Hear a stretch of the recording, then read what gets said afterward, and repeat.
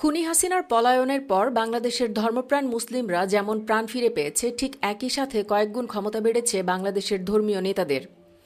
এসব আলেমরা এখন আরও বেশি স্বতঃস্ফূর্তভাবে ইসলাম প্রচার কিংবা বাতিলের বিরুদ্ধে কথা বলতে পারছেন।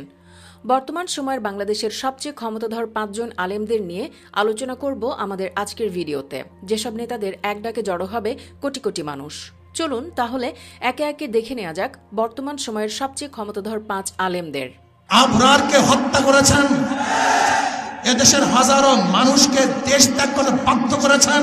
মুফতি ফয়জুল করিম। ভুলভ্রান্তি যে কারো মধ্যেই থাকতে পারে, তবে ঠিক এই মুহূর্তে বাংলাদেশে যত হাক্কানি আর সহি সিলসিলা রয়েছে তাদের মধ্যে অন্যতম হচ্ছে চরমোনাই। আর এই চরমোনাই পীরের নেতৃত্বে আছেন 2 ভাই, তারা হলেন মুফতি রেজাউল করিম ও মুফতি ফয়জুল করিম।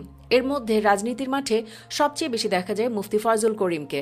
অন্যায়ের বিপক্ষে হুঙ্কার দিতে কখনো পিছপা হন না তিনি। সেই সাথে যেখানেই ইসলামের অসম্মান হয় সেখানেই উপস্থিত হয়ে যান তিনি। মুফতি ফয়জুল করিমের ডাকে জড়ো হন কোটি কোটি অনুসারীরা। ইতোপূর্বে অনেকেই মনে করত চরমোনাই পীরের রাজনৈতিক দল বোধ হয় আওয়ামী লীগের দালাল। আসলে কিন্তু মোটেই সেটি নয়। বামধারার এই ইসলামী দলটি হাসিনার সময়েও যেভাবে সক্রিয় ছিল, রাজপথে রক্ত দিয়েছে, এখনও সেভাবেই তারা রাজনীতির মাঠে আছে। তাদের রয়েছে ছাত্র সংগঠনও।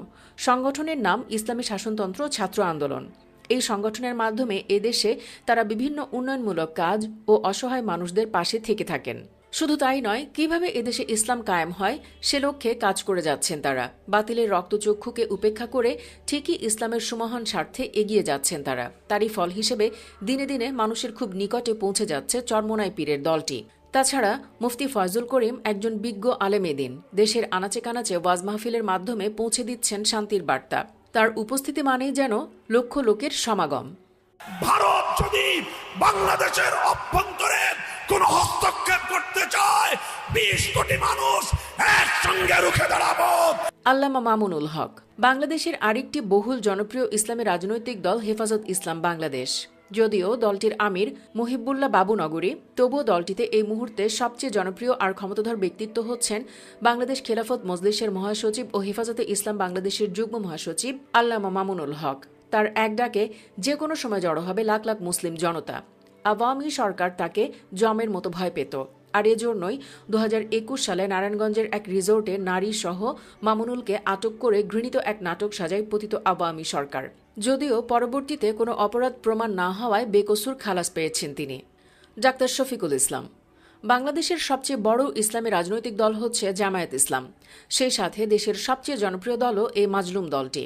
তাদের থামিয়ে দেওয়ার লক্ষ্যে কত কিছু করা হলো, অথচ তারা তাদের মতো করেই পথ চলছে। জমিনে ইসলামী হুকুমত কায়েমের জন্য দিন রাত নিরলস কাজ করে যাচ্ছে। হামলা মামলার ভয়কে তারা বুড়ো আঙুল দেখিয়ে ঠিকই এগিয়ে যাচ্ছেন। আর বর্তমানে এ দলটির আমির বা প্রধান নেতার নাম হচ্ছে ডাক্তার শফিকুল ইসলাম। এ দলটির মতোই এদেশের মানুষের কাছে সমান জনপ্রিয় তিনিও। বাংলাদেশের ইসলামিক দলগুলোকে এক করতে নিরলসভাবে কাজ করে যাচ্ছেন শফিকুল ইসলাম। ডাক্তার শফিকুর রহমান বাংলাদেশের রাজনীতির ইতিহাসে এক অনন্য নাম। এদেশে ইসলাম প্রতিষ্ঠায় যারা গুরুত্বপূর্ণ ভূমিকা রেখেছেন তাদের মধ্যে বাংলাদেশ জামায়াতে ইসলামের আমির ডাক্তার শফিকুর রহমান অন্যতম। ব্যক্তিগত, পারিবারিক, পেশাগত ও রাজনৈতিক জীবনে তিনি সততা, যোগ্যতা ও মেধার স্বাক্ষর রেখে চলেছেন। দেশের প্রতিটি গণতান্ত্রিক আন্দোলন ও গণমানুষের অধিকার প্রতিষ্ঠায় তিনি অগ্রণী ভূমিকা পালন করে যাচ্ছেন। দেশের প্রতিটি দুর্যোগপূর্ণ মুহূর্তে মানবতার পাশে দাঁড়ানোর জন্য তিনি সবার আগে ছুটে যান। তিনি হলেন বাংলাদেশ জামায়াতে ইসলামের আমির জননেতা জনাব ডাক্তার শফিকুর রহমান। 10ম শ্রেণীতে পড়াকালে জাসদ ছাত্রলীগের হাত ধরে রাজনীতিতে প্রবেশ করলেও সময়ের পরিক্রমায় হয়ে উঠেছেন দেশের অন্যতম প্রভাবশালী রাজনীতিক এবং আলেম। মিষ্টভাষী শফিকুর রহমানের অমায়িক ব্যবহার, স্পষ্ট বক্তব্য, নেতৃত্বের দক্ষতা, সর্বোপরি সামাজিক ও কল্যাণমূলক কর্মকাণ্ডে মুগ্ধ হচ্ছেন দেশের বিভিন্ন শ্রেণী পেশার মানুষ। গত 5 অগাস্ট নতুন করে আলোচনায় এসেছেন তিনি। সামাজিক যোগাযোগ মাধ্যম থেকে শুরু করে সর্বত্রই আলোচিত হচ্ছে ডাক্তার শফিকুর রহমানের নাম। গত 5 অগাস্ট শেখ হাসিনা যেদিন দেশ ছাড়তে বাধ্য হন, সেদিনই আলোচনায় আসেন জামায়াতে ইসলামের আমির।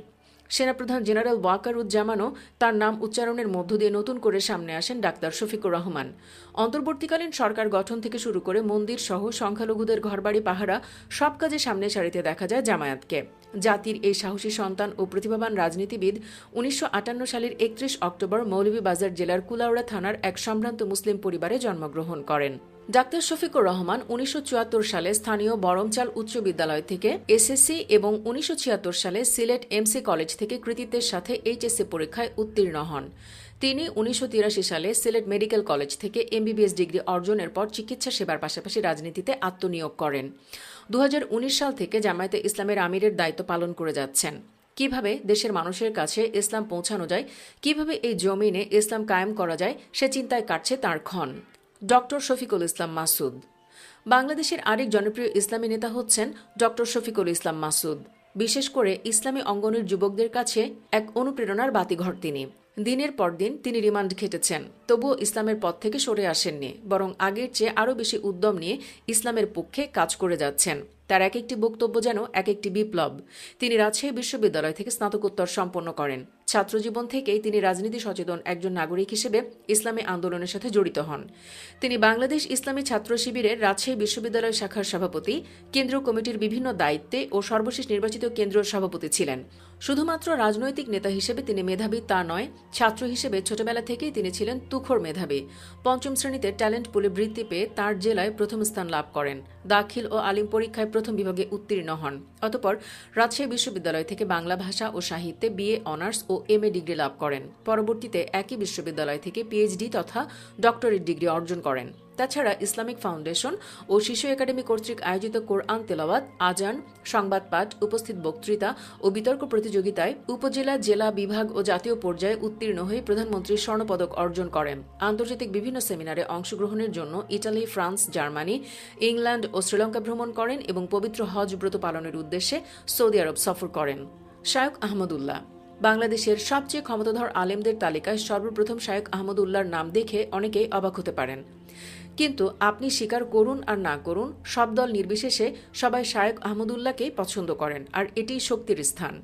তিনি ইচ্ছে করলেই তার ক্ষমতা দেখাতে পারেন, কিন্তু আহমদুল্লাহ হচ্ছেন একজন মাটির মানুষ। ক্ষমতাবান হয়েও তিনি সবসময় চুপ থাকেন। শায়খ আহমদুল্লাহ বাংলাদেশের স্বনামধন্য ইসলামী ব্যক্তিত্ব, বিদগ্ধ আলোচক, লেখক ও খতিব। ইসলামের খেদমতে তিনি নানামুখী কাজ করেন। লেখালেখি, গবেষণা ও সভা, সেমিনারে লেকচার সহ নানামুখী দাওয়াতি কার্যক্রম পরিচালনা করেন। উন্মুক্ত ইসলামিক প্রোগ্রাম ও প্রশ্নোত্তরমূলক অনুষ্ঠানে অংশগ্রহণ এবং টিভি অনুষ্ঠানে সময় দেয়া সহ বহুমুখী সেবামূলক কাজে সপ্রতিভ গুণী ও স্বনামধন্য এই আলেমী দিন। অন্তর্বর্তীকালীন সরকারের ধর্মীয় উপদেষ্টা হবার জন্য তিনি প্রস্তাব পেয়েও ফিরিয়ে দেন। পরে তিনি ডক্টর আবুল ফয়েজ মোহাম্মদ খালিদ হোসেনের নাম প্রস্তাব করেন। খালিদ হোসেন কোনো কিছু করার আগে আহমদুল্লাহ হুজুরের পরামর্শ গ্রহণ করেন। মানবতার সেবায় আহমদুল্লাহর প্রতিষ্ঠিত আস-সুন্নাহ ফাউন্ডেশন নিরলসভাবে কাজ করে যাচ্ছে। সুপ্রিয় দর্শক, এদেশে ইসলামী নেতৃত্ব কায়েমের জন্য এসব আলেমদের এক হওয়া এখন সময়ের দাবি। আপনি কি চান আলেমরা সবাই জোটবদ্ধ হোক? কমেন্টে ইয়েস অথবা নো লিখে জানিয়ে দিন আপনার মতামত। ভিডিওটি ভালো লাগলে লাইক দিন এবং শেয়ার করুন। চ্যানেলটি এখনও সাবস্ক্রাইব করে না থাকলে সাবস্ক্রাইব করুন। ধন্যবাদ সবাইকে।